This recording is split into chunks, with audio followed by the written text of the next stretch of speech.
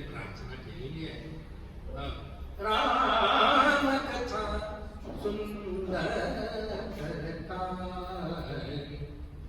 संशय बिहग उडाव निहारी, संशय बिहग उडाव निहारी, राम कथा सुंदर करतारी, राम कथा करिमीट कुठारी, सादर सुनु गिरिराज कुमारी, राम कथा सुंदर करता. ही कृष्ण कथा, राम कथा, भगवत कथा कशी आहे? सुंदर करतारी. त्याच्यामध्ये रंगून जावं, त्याच्यामध्ये एकरूप व्हावं आणि रंगून एकरूप होता होता तिथं आनंदाची टाळी वाजावी. मुलं मित्र गप्पा गोष्टी करत असताना बोलता बोलता अगदी माझ्या मनातलं बोलला ते टाळी.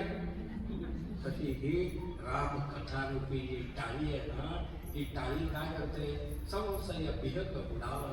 हे संशय रूपी जे पक्षी आहेत ना आपल्या मनामध्ये जमलेले, ते संशय बिहग उडवून लावते. ते येतात कसे? अनेक कारण आहेत. ती मायेत पुन्हा तो विषय आहे. असो,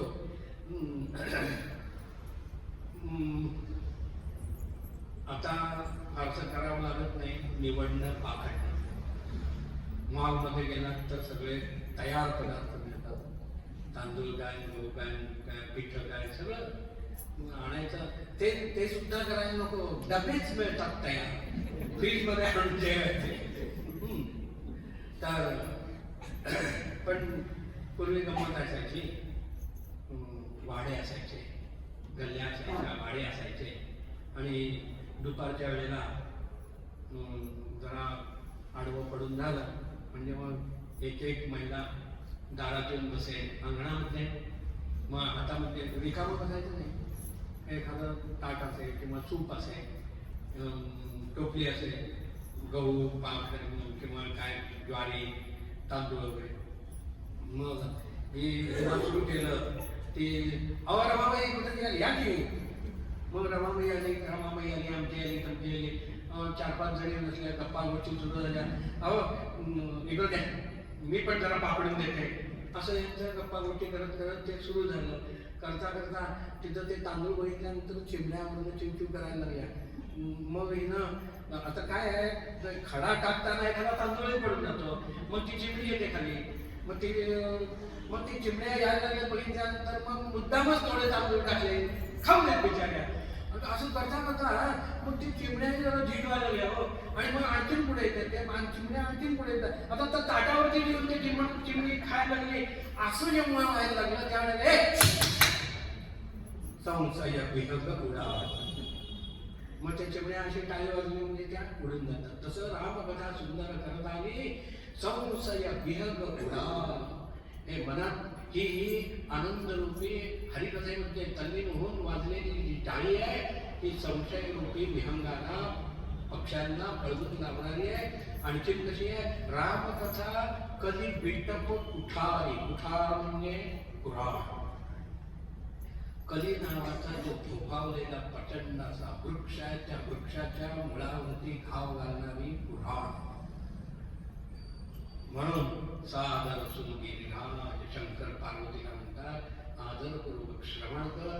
तर त्यांनी आता या शंका विचारलेल्या आणि त्यावेळेला सूत म्हणाले, ऋषी हो, आनंद वाटला. शंकरही पार्वतीला म्हणाले की धन्य धन्य गिरिराज कुमारी, तो संपूर्ण नाही उपकारी. हे गिरिराज कुमारी, हे पार्वती, खरंच धन्य आहे. तुझा आज पुण्य उदयाला आहे. धन्य आहेस.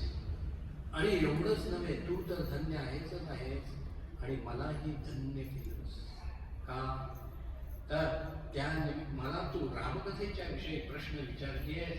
हे सूतही ऋषींना म्हणताय, तुम्ही कृष्णकथेविषयी, भगवत कथेच्या विषयी प्रश्न विचारता आहात.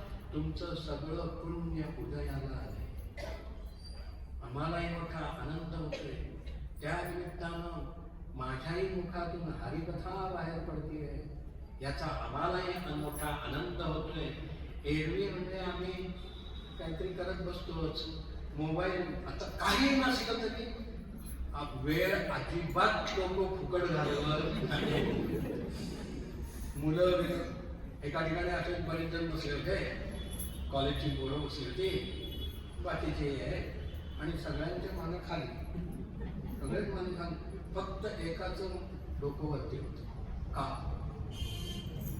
मग त्याचं नेट पॅक संपलं म्हणून त्याचं डोकं वरती, बाकी सगळ्यांचे खाली. तर वेळ अजिबात फुकट घालवतो.